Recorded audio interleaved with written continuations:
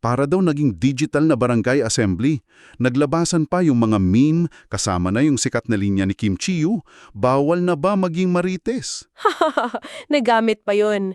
Si Tita Mercy, anong reaksyon? Nabasa niya ba? Mukhang nabasa niya. Kasi ang nangyari daw, inuntag ni Tita Mercy yung sarili niya doon sa post. Tapos maya-maya, Ano? nag-deactivate ng Facebook account. Biglang nawala. Nag-deactivate? Talaga? Wow, effective pala yung strategy. Mukha nga. Kasi ang kinalabasan daw ng lahat ng to.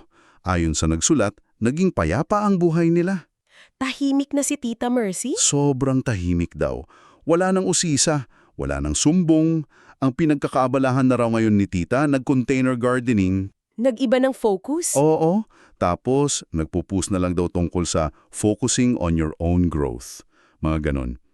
Sabi nung nagsulat, payakan na raw yung kalye nila. Makakatanggap ka na ng Shopee delivery ng walang judgment. Nakakatuwa naman yung ending para sa kanya. At malinaw yung moral lesson na gusto niyang iparating, no? Oo, sabi niya, kung hindi mo kaya yung barangay marites sa harapan, Gawan mo ng raffle.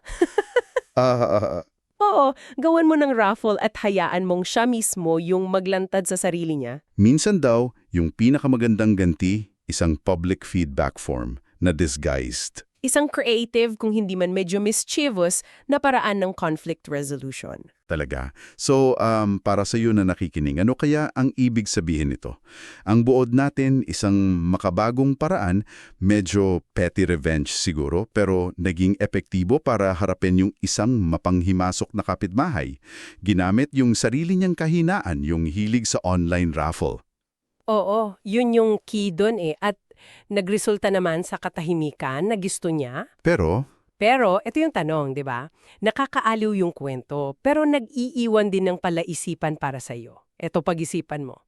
Itong ganitong klase ng public feedback, kahit pa nakabalot sa anyo ng raffle, masasabi mo bang okay lang? Effective ba siya? At ethical na paraan para baguhin yung ugali ng iba? oo nga no, kasi parang public shaming pa rin siya kahit indirect. Exactly. O baka naman ito'y isang panandaliang solusyon lang para sa isang mas malalim na issue ng pakikipagkapwa natin, ng community dynamics. Ano kaya sa tingin mo?